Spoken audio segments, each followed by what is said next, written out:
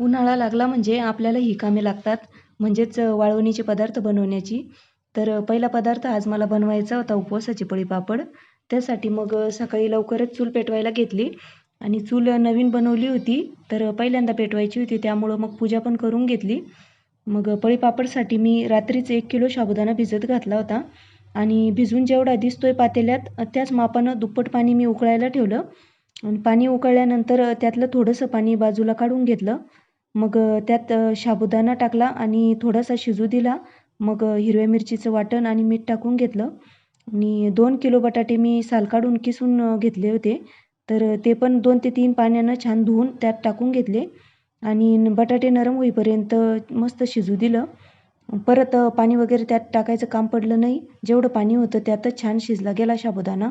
मग थोडंसं थंड होऊ दिलं आणि मस्तपैकी पळीपापड टाकून घेतले.